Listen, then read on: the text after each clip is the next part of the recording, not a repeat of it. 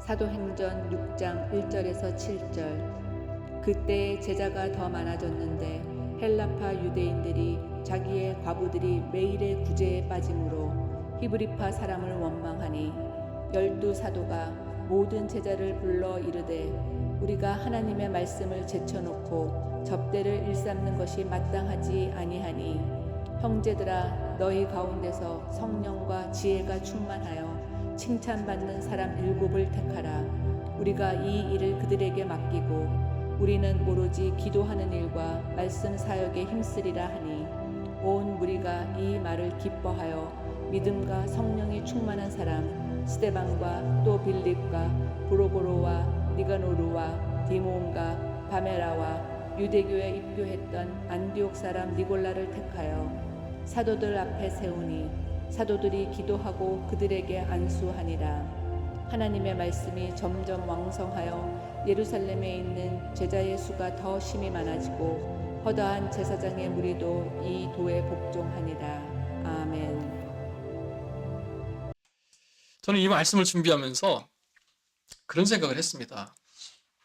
우리가 건강하기 때문에 또 기쁘게 나눌 수 있는 말씀이라고 생각해요.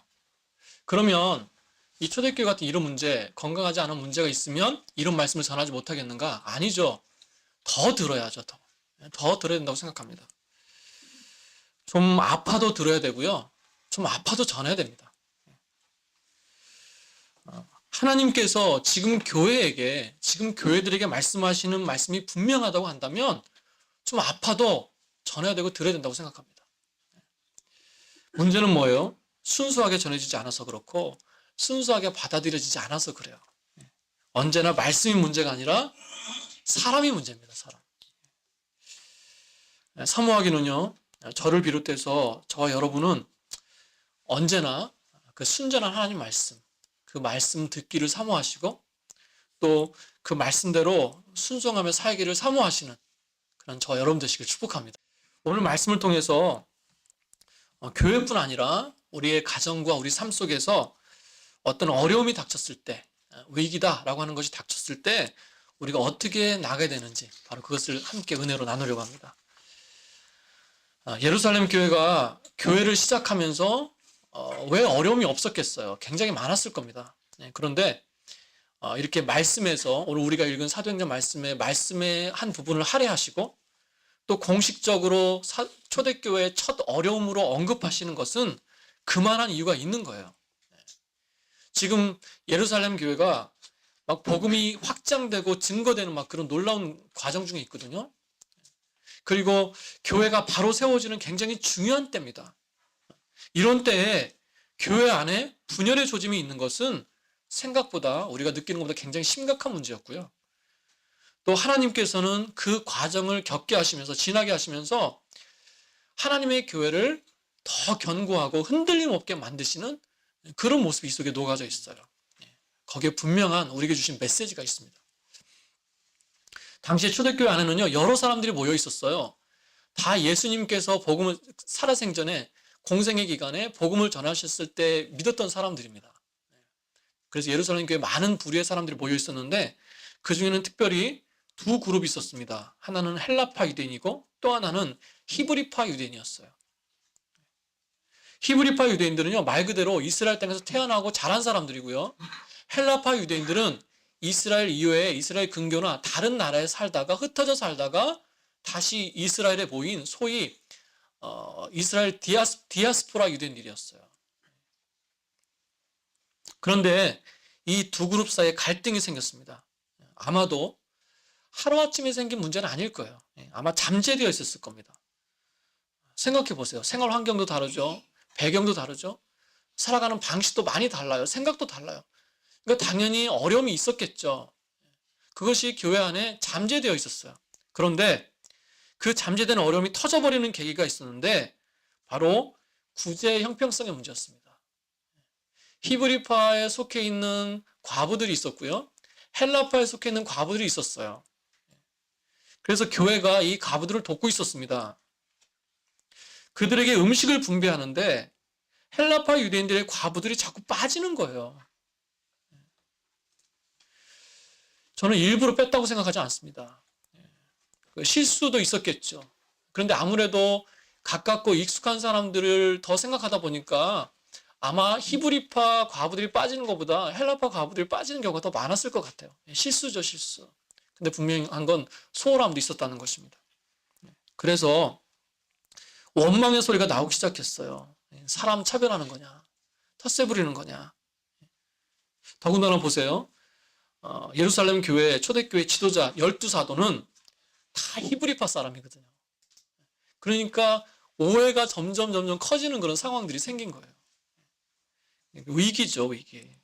다른 일도 아니고 하나님의 일을 잘해보자고 한 것인데 위기가 생겼어요. 누구도 의도하지 않았습니다. 여러분, 문제는요, 처음부터 문제라고 오지 않습니다. 선하게 시작했지만, 선한 의도를 가지고 있지만 그것이 문제가 되는 경우가 많은 것을 우리가 볼 수 있어요. 여러분, 초대교회 얼마나 뜨거웠겠습니까? 얼마나 성령 충만했겠어요? 우리가 잘 아는 것처럼 모이기를 힘쓰고 서로 돌아보아 약한 자를 돕고 자신의 소유를 구분하지 않고 나눠 쓰고 함께 떡을 떼고 그리고 무엇보다 복음 전도를 위해서 하나 돼서 열심히 있는 그런 교회였어요. 뜨거운 교회였습니다.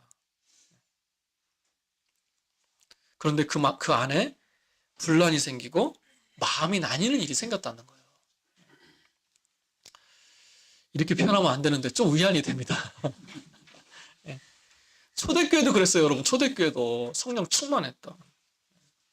여러분, 교회는요, 연약한 자들이 모이는 거 맞습니다. 그래서 문제 없는 교회가 없어요. 가정도 마찬가지입니다. 문제 없는 가정이 없어요. 그럼 차이는 어디 있습니까? 그 문제가 있어서 문제가 아니라 그 문제에 대해서 어떻게 반응하느냐의 차이예요. 어떻게 풀어가느냐의 차이입니다. 여러분, 초대교회가 어떻게 풀어갔습니까? 먼저는요, 영적으로 해석했어요. 영적으로 해석했다. 다시 말하면 본질을 보려고 노력했다는 것입니다. 사도들이 내린 그 문제의 원인과 결과가 뭔지 아세요? 한마디로 얘기하면 4절 말씀인데, 우리는 오로지 기도하는 일과 말씀 사역에 힘쓰리라, 이렇게 결론을 내립니다. 그러니까 결국 그동안 뭐가 부족했다는 거예요? 기도와 말씀이 부족했다는 거예요. 그런데 우리가 좀 더 한 번 더 주의 깊게 봐야 될 필요가 있어요. 음식 분배하는 일로 이런 문제가 생겼잖아요. 그러면 어떻게 합니까? 앞으로는 실수하지 말고 공평하게 잘 분배하자. 이게 정답이에요, 이게. 그리고 보통은 이렇게 결론을 내리는 것이 일반적이고 상식적인 것입니다. 그리고요, 우리도 일하면서 이런 식의 결론들을 풀어갈 때가 대부분이죠. 많죠. 그런데 말씀을 자세히 보세요. 음식 분배하는 일을 말하다가 결론을 어떻게 내리는 거예요? 기도하고 말씀 가르친 걸 서울에 따로 내리는 거예요. 이 의미가 다가오십니까? 그러니까 뭐예요? 단순히 음식을 분배하는 교회의 행정적인 문제가 아니라 이것은 영적인 문제라고 봤다는 거예요. 영적인 문제로 보고 영적인 문제라고 얘기했다는 것입니다. 여러분, 이런 문제가 생기면 우리가 그 일에 집중하게 되거든요. 여러분, 그런데 본질적인 원인은 기도의 부재래요. 기도의 부재. 말씀의 부재래요. 여러분, 너무나 중요합니다. 마치 우리는요, 이 말씀에서처럼 구제 붙들고 싸울 때가 많아요. 구제 하나만 붙들고. 그 이면에 숨겨진 영적인 문제, 결국 기도하지 않았던 것, 말씀대로 순종하며 살지 않았던 것, 그 문제로 돌아가야 되는데 여전히 그것에 대한 것만 붙들고 해결하고 다 됐다고 생각한다는 거예요. 그러니까 자꾸 비슷한 문제가 생기죠. 자꾸 어려움이 생기죠. 또 헤매죠. 겉돕니다. 영적인 문제로 바라보는 것, 영적인 것에서 찾는 것, 여러분, 이건 믿음의 눈이에요. 믿음의 눈. 여러분, 부부가 싸웠습니다. 부부가 싸워서 막 정신없이 싸우다가 이러면 안 되는데, 정신 차려야 되는데 기도해야지. 자, 우리 그만 싸우고 기도하자. 이게 됩니까? 안 되죠. 그 상황에 맞지도 않고요, 이상한 사람 취급당합니다. 그 순간만큼은요, 그냥 감정이 상했기 때문에 막 다 쏟아놓고 싸우는 거예요. 그렇죠. 막 보이는 게 없어요. 그리고 그것을 해결하는 것도, 풀어가는 것도 대화로 상대방을 설득하면서 어떤 감정적인 문제로 풀어갑니다. 영적인 문제로 보고 풀어가지 않을 때가 많다는 거예요. 하나 예를 드는 것입니다. 여러분, 사도들은요, 그 일 이면에 있는 영적인 문제를 봤어요. 기도에 소홀한 것, 말씀이 소홀한 것, 그것이 원인이라고 봤다는 거예요. 여러분, 믿음의 사람들은요, 하나님의 사람들은 언제나 그 어떤 것 이면에 있는 영적인 것을 분별할 수 있어야 된다고 생각합니다. 모든 것이 다 영적인, 아주 뭐 길 가다가 넘어지고 뭐 기침하고 이런 것까지 말씀드리는 건 아니고요. 많은 부분 우연이 없어요. 하나님께서 그런 시간을 주시는 이유가 있다는 것입니다. 하나님께서 그 일을 통하여 의도하시는 일이 있다는 거예요. 영적으로 민감하다. 무슨 뜻입니까? 바로 하나님께서 뜻하시는 그것을 잘 분별하는 것입니다. 내가 살아가면서 삶 속에서 일어나는 그 일들 속에서 하나님의 뜻과 의도를 바로 분별하는 것, 바로 그게 영적으로 민감한 거예요. 여러분, 가정에서 일어나는 일들 많잖아요. 내가 한 주 동안 살아가면서 만나는 일들, 일어나는 일들이 있잖아요. 그냥 그것이 일상적인 일일 수 있습니다. 정말 단순한 일들도 있어요. 그런데 어떨 때는요, 그 속에서 주시는 하나님의 분명한 메시지가 있고요, 성령의 음성이 있다는 것입니다. 제가 전도 훈련했던 한 권사님이 계세요. 참 열심히신 권사님이신데 하루는 새벽기도 끝나시고 성령 충만하셔가지고 요한복음 3장 16절 하나님의 세상을 이처럼 사랑하사 그 3장 16절을 카피하셔가지고 3장을 만들어가지고 백에다 넣으시면서 생각하시길, 내가 오늘 하루를 살아가면서 3명한테 복음을 전하리라. 그렇게 이제 생각을 하신 거죠. 그러면 바쁘게 살아가셨어요. 그러다가 이제 H마트에 그 시장 보러 가셨습니다. 장 보러 가셨는데 물건을 뭐 정신없이 신나게 정신없이 사시는데 그날 이상하게 사람들이 걸리적거리는 거예요. 표현이 좀 그렇지만 이렇게 저 앞에 있는데 굳이 나한테 와서 물어보는 사람이 있고, 그리고 이상하게 자주 부딪히는 사람들 있잖아요. 너무 자주 부딪히니까 그 사람도 웃으면서 인사하고 뭐 좋은 거 있냐고 물어보고요. 그렇게 장을 실컷 잘 보고 계산하고 카트 끌고 딱 나오는데 순간 3명 순간 3명이 생각이 나더래요. 그러면서 저한테 그러시는 거예요. 저녁에 회개하셨대요. 하나님이 만나게 하셨는데 내가 미련해서 못 만나고 못 분별했다. 그러면서 회개하셨대요. 여러분, 성령의 음성에 민감한 것, 하나님의 인도하심에 민감하게 사는 것, 바로 그것이 성도라는 것입니다. 매 순간마다 하나님께서 나를 통해서 무엇을 하기를 원하시는지 자꾸 뒤돌아보고 물어보는 것, 바로 그것이 우리 신앙인들이라는 것입니다. 여러분, 성령의 음성에 민감해야 될 줄 믿습니다. 그리고 살아가면서 내 일상 속에서, 내 삶 속에서 하나님께서 심어두신 그 영적인 일들을 바로 분별하고 순종해 나가기를 힘쓰는 것, 바로 그것이 저와 여러분의 모습이 되야 될 줄 믿습니다. 그렇다면 이걸 한번 짚고 넘어갔으면 좋겠어요. 무엇이 그 초대교회에 초대교회로 하여금 사도들로 하여금 기도와 말씀에 집중하지 못하게 했는가, 소홀하게 했는가? 단순합니다. 우리식으로 표현하면요, 너무 바빠서였어요. 너무 바빠가지고. 예루살렘 교회가 제자가 많아졌다고 그랬습니다. 1절에 보니까. 그리고 교회가 성장했어요. 성도들이 많아지고 일도 늘어났어요. 그러니까 결국 그 일들을 해나가다 보니까 상대적으로 기도와 말씀에 집중하지 못한 것입니다.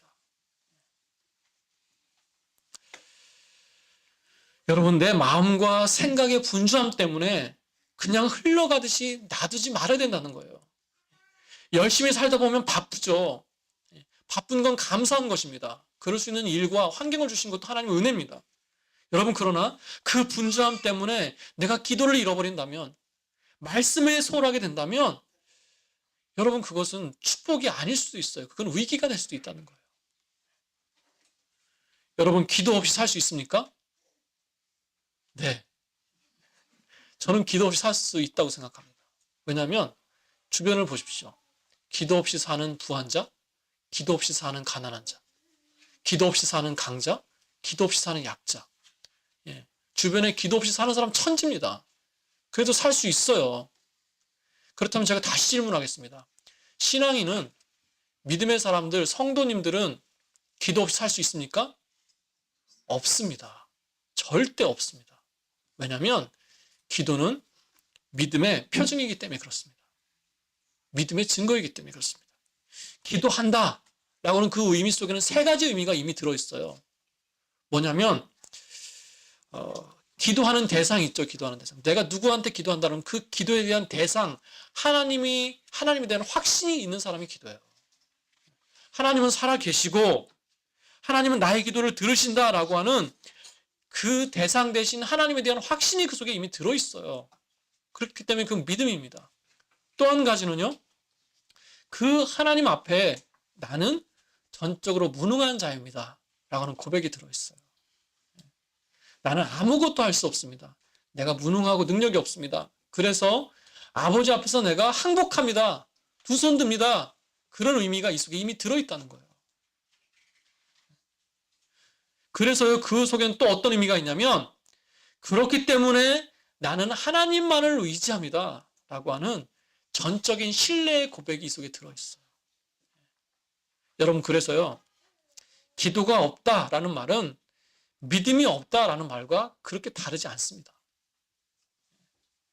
믿음의 고백인 기도가 없는 인생은요, 죽은 인생이다. 너무 심한 표현이긴 하지만, 극단적인 표현이긴 하지만, 그만큼 중요하다는 거예요. 여러분, 그래서 하나님께서는 당신의 사랑하는 자녀들을 사랑하시고 부르실 때 반드시 기도하게 하십니다. 반드시 기도하게 하십니다. 기도를 통해서 하나님 앞에 나오게 하신다는 거예요.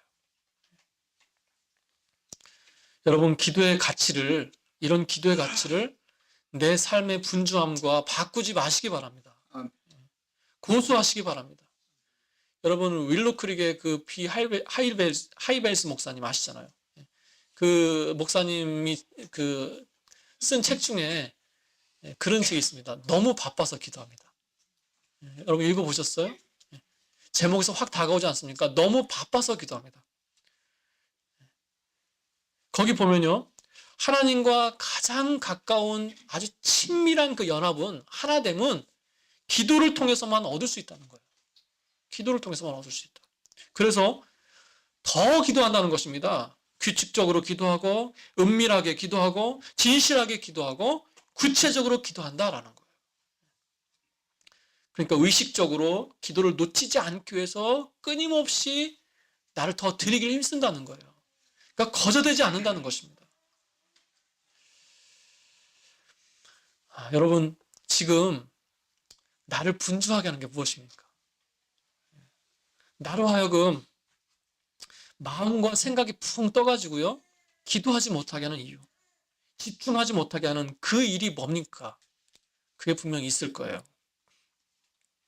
여러분, 그것이 무엇인지 분별하고 오히려 내가 더 의식해서 계획하고 시간을 들이면서 기도에 전념할 수 있어야 될 줄 믿습니다. 그게 나를 살게 하는 거예요. 그게 기도의 우선순위를 두는 것입니다.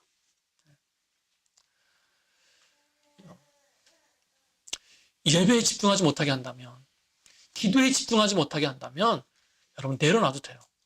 저는 괜찮다고 생각합니다. 내가 영적으로 살아야죠. 기도의 우선순위 하면 떠오르는 사람이 하나 있죠. 바로 다니엘입니다. 다니엘. 한 나라의 총리였어요. 그것도 그 나라 사람이 아니라 이방인인데, 타민족인데 그 나라의 총리가 됐어요. 다니엘은 굉장히 실력 있는 사람이었습니다. 나라가 바뀌었어요. 나라가 바뀌었는데도 일을 했습니다. 60년 동안 정계에서, 말하자면 굉장히 높은 위치에서 일을 했어요. 얼마나 많은 일들을 감당했겠습니까?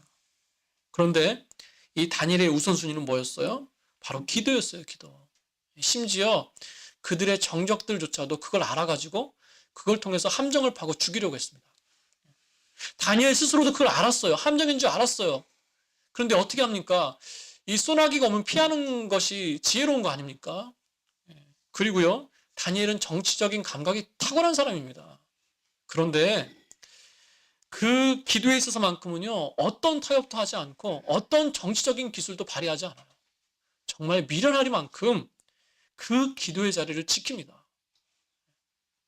함정인 줄 알면서, 죽을 줄 알면서 사자굴에 들어가면서까지 그 기도의 우선순위를 지키고 있다는 거예요. 여러분, 그런 다니엘이니까 하나님께서 많은 비밀을 보여주시잖아요. 말씀을 통해서 비밀대로 보여주시고 꿈을 통해서 예언하십니다. 제가 금요 철야 때도, 금요 기도 때 잠깐 나눴던 건데, 여러분, 다니엘이 예레미야서를 읽었어요. 예레미야서. 기도하다가 예레미야서를 읽었어요. 예레미야서를 읽으면서 예레미야서에 나와 있는 70년 후에 포로로 잡혀간 너희가 70년 후에 회복될 것이다. 그 말씀이 눈에 확 들어왔습니다. 마음에. 그래서요, 누구도 의식하지 못할 때, 누구도 기대하지 못할 때 본인은 그 하나님의 때를 손가락으로 헤아리면서, 몇 년 남았구나, 손가락으로 헤아리면서 비전을 가지고 기도했다는 거예요. 기도하니까 하나님께서 말씀을 통해서 미리 보여주세요. 기도의 자리를 지키니까 하나님께서 꿈을 통해서 예언하시고 놀라운 계획들을 보게 하시더라는 것입니다. 여러분, 예루살렘 교회가 이 문제에 있어서, 오늘 우리가 본 이 문제에 있어서만큼은 기도가 앞서지 않았던 것 같아요. 기도가 우선순위가 아니었던 것 같습니다. 이런 문제가 생겼을 때 결국 사도들이 나서서 중재하기 전까지, 우리가 기도하자, 우리가 기도했다, 이런 말씀이 없어요. 결국 이들은 기도하지 않았는데 기도보다 앞선 게 하나가 있어요. 1절을 보니까 히브리파 사람들을 원망하는 마음이 앞섰습니다. 원망하는 마음, 상한 마음이 기도보다 앞섰다는 거죠. 앞설 수 있어요. 원망하는 마음이 생길 수 있습니다. 그러나 거기서 끝났다는 거죠. 기도하지 않았다는 거예요. 아마 함께 기도했다면 그 결과가 좀 달랐을 겁니다. 여러분, 그 어떤 것도 기도보다 앞세우지 마시길 바랍니다. 기도하고 말합시다. 기도하고 행동합시다. 그 차이를 하나님께서 느끼게 하실 거예요.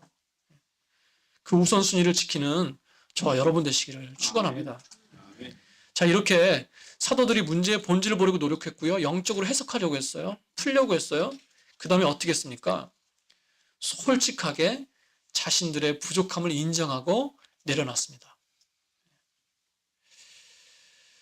그러니까 사도들이 어려움을 대처한 방법을 보면 굉장히 이렇게 지체하지 않았어요. 문제를 정면으로 마주대했어요. 빙빙 돌리지 않고요. 피하지 않고 있는 그대로 얘기했습니다. 근데 여러분, 사실 말은 쉬운데요, 이게 참 쉽지 않아요.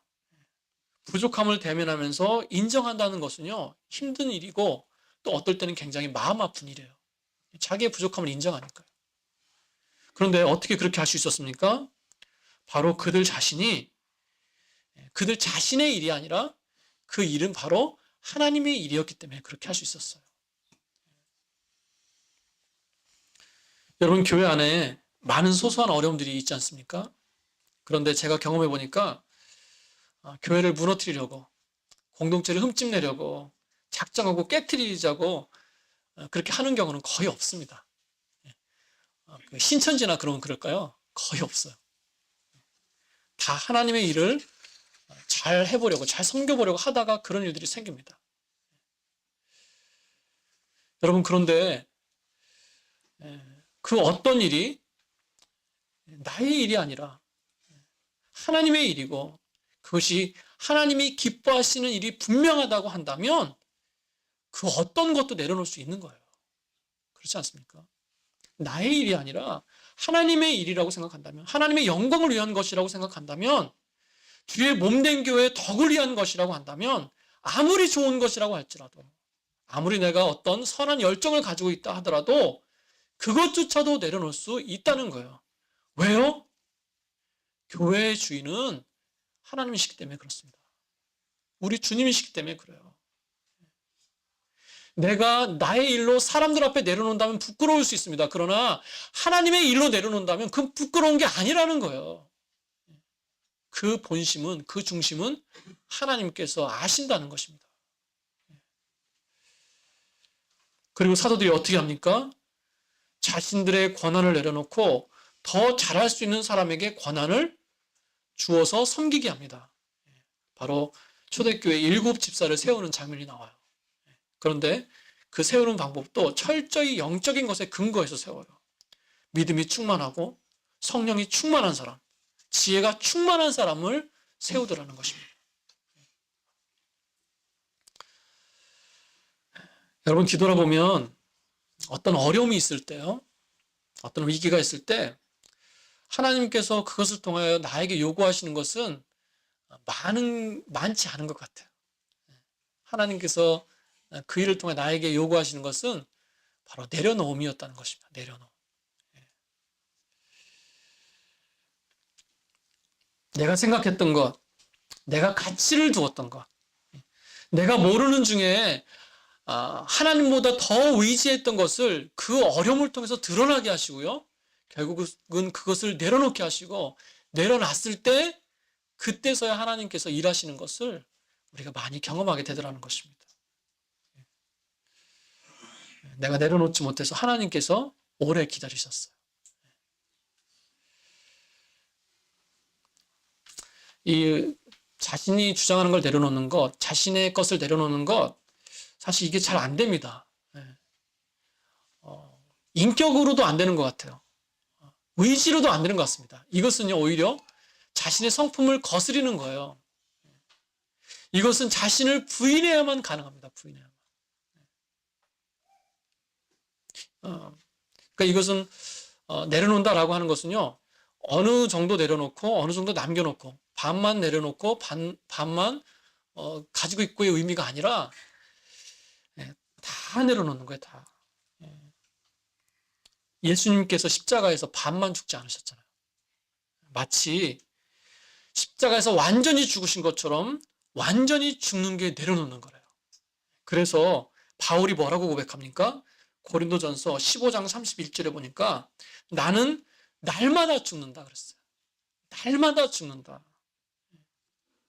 바울 같은 사람도요, 그처럼 헌신되고 참 그런 열정과 영성을 가진 사람도 예수 그리스도가 드러나게 하기 위해서 나는 날마다 죽는데요. 날마다 내려놓을 게 있다는 거예요. 복음을 위해서 날마다 죽는다는 것입니다.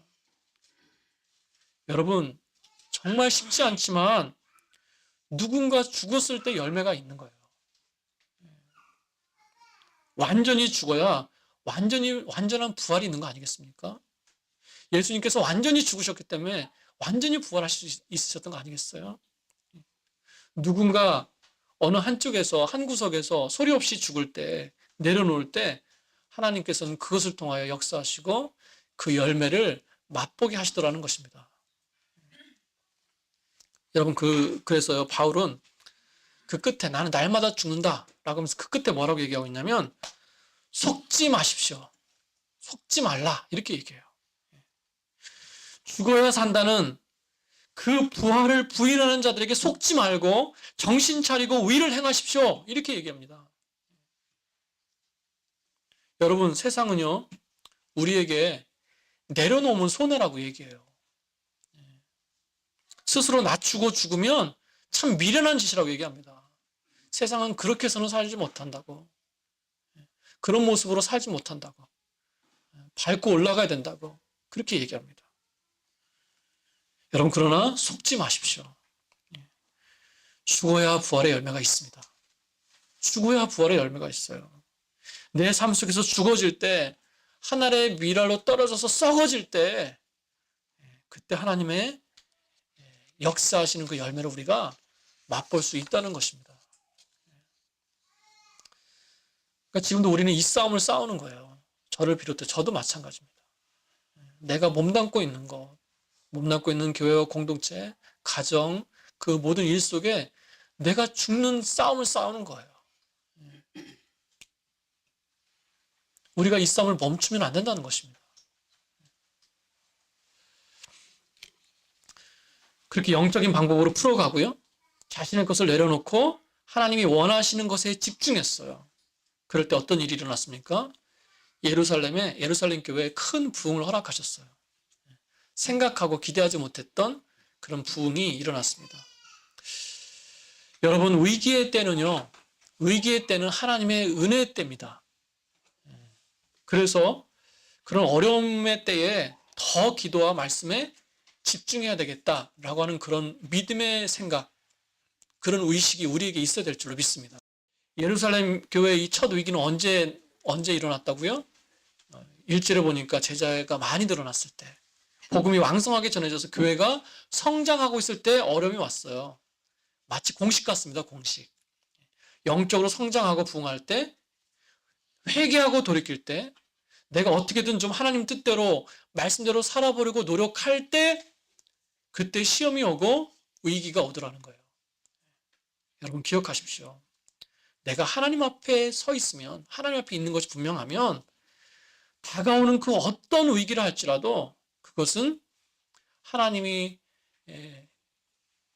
계획하시는 또 다른 은혜의 사인입니다. 또 다른 은혜를 경험할 기회라는 거예요. 그것을 통해서 하나님께서 변화를 주시고 그것을 잘 이김으로 인해서 더 큰 은혜를 경험하게 하시더라는 것입니다. 오늘 본문의 초대교회가 그런 은혜와 부흥을 경험했는데요. 생각에 넘치는 은혜를 주셨어요. 실제로 보면 허다한 제사장의 무리도 그 도에 복종했다 이렇게 말씀하고 있거든요. 예수 믿고 구원받고 교회 안에 들어온 사람들 중에는 제사장의 무리가 있었다는 거예요. 여러분 그런데 이건요. 당시 굉장히 충격적인 사건이었습니다. 여러분 지금까지도요. 이스라엘 사람들은 예수 믿기가 힘든 사람들 중에 하나예요. 교회 안에 들어오고 예수 믿기가 참 쉽지 않은 사람인데 당시에 제사장의 무리가 예수 믿고 교회 안에 들어왔다. 굉장한 것입니다. 보수적인 유대 공동체가 흔들릴 정도의 그런 사건이었어요. 기대하지 않았고 기대할 수도 없었던 그런 일들이 일어났습니다. 기도와 말씀에 집중할 때, 성령보다 기도보다 앞서지 않기를 힘써 나갈 때 생각에 넘치는 은혜를 하나님께서 주신다는 거예요. 여러분, 그래서 믿음의 눈으로 보면요, 우리가 어떤 어려움이 있다, 위기가 있다라고 할 때 믿음의 눈으로 보면 우리가 감사할 수 있는 거예요. 성도는요, 그 어려움을 통해서 그 어려움이 어려움으로 그치지 않고 정말 그게 또 다른 은혜가 될 수 있도록 기도해야 될 의무가 있는 것입니다. 여러분 이 초대교회 성도들은요, 사도들은 그런 시간을 통해서 자신을 뒤돌아볼 수 있는 기회가 됐어요. 자신들이 뭘 놓치고 있었나? 그래서 앞으로 무엇에 더 집중하는 것이 하나님이 기뻐하시는 일인가? 바로 그런 것을 생각해 볼 수 있는 시간이 됐다는 것입니다. 아마도 이런 어려움의 계기가 없었다면 그냥 앞만 보고 갔을 것 같아요. 어떤 계기를 통해서 내가 멈추어 섰어요. 모든 것을 멈추어 두고 내가 하나님 앞에 나를 뒤돌아보고 점검할 수 있다는 것, 여러분 그것은 굉장한 은혜고 축복입니다. 그래서 그것은 어려움이 아니라 하나님이 주신 은혜의 기회인 거예요. 여러분 정말 그건 하나님이 주신 기회입니다. 평생 자주 오지 않는 기회예요. 그렇기 때문에 하나님 앞에 더 가까이 가기를 원하는 그런 거룩한 변화 있잖아요. 바로 그 변화를 사모해야 된다는 것입니다. 여기에 안주하지 않고요. 굳어지지 않고 끊임없이 기도하면서 그 주신 은혜를 내가 지키기를 힘써야 된다는 것입니다. 그것이 나에게 주신 은혜를 은혜되게 하는 방법인 줄 믿습니다. 하나님께서는요, 교회뿐 아니라 우리 개인에게도, 개개인에게도 그런 위기와 어려움을 통해서 더 좋은 변화를 주시는 줄 믿습니다. 그래서 저는요, 어떤 일을 하다가 뭔가 사소한 것에 이제 브레이크가 딱 걸려요. 그리고 뭐 어떤 환경이라든지, 그래서 사람이라든지 아니면 지정적인 것이라든지, 그게 무엇이 됐든지 뭔가 잘 되지 않는 것 같은 그런 브레이크가 딱 걸리면 그 문제 자체를 해결하려고 하기 전에 기도해요. 기도해 봅니다. 하나님, 혹시 제가 놓치는 게 있습니까? 제가 간과하고 넘어가는 게 있습니까? 혹시 저는 의식하지 못했는데 실수한 것이나 또 하나님이 기뻐하시지 않는 그런 요소들이 있습니까? 한번 기도해 봅니다. 좀 시간이 걸리고 답답해도요, 그런 기도의 시간을 가지려고 노력해요. 왜 그렇습니까? 나중에 가보니까 그게 더 빠른 길이더라고요. 나중에 다시 되돌아와서 다시 시작하려고 하니까 시간도 많이 걸리고 에너지도 더 많이 걸리더라는 거예요. 여러분, 아무쪼록 오늘 말씀처럼 우리에게 어떤 어려움이 있어요. 어떤 걸림이 있어요. 내 삶에 장애물이나 브레이크가 있어요. 그럴 때마다 여러분 그것을 그냥 헤쳐나가야 될 그냥 어떤 한 일로 보지 마시고 바로 영적인 것을 발견하시기 바랍니다. 그래서 그것을 은혜로 풀어가길 힘쓰시고요. 그 문제를 피하는 것이 아니라 정말 직시하고 그 문제를 대면해서 정말 나의 부족함이 있다면, 나의 부족함 때문이라면 그 부족함을 하나님 앞에 인정하고 내려놓고 정말 겸손함으로 진실함으로 나가는 그런 모습이 우리에게 있어야 될 줄 믿습니다. 특별히 내가 주님의 이름으로 날마다 죽을 때, 날마다 부활의 능력을 경험하게 될 줄 믿습니다. 그것을 위해서 여러분 바쁘지만, 분주하지만, 참 감사하지만, 그러나 그 어떤 것보다도 기도의 우선순위, 말씀의 우선순위를 지키시기를 바랍니다. 제가 참 좋아하는 표현이에요. 기도보다 앞서지 않게 하여 주옵소서. 성령보다 기도보다 앞서지 않게 하여 주옵소서. 바로 그것이 저 여러분의 모습이 되시기를 축원합니다.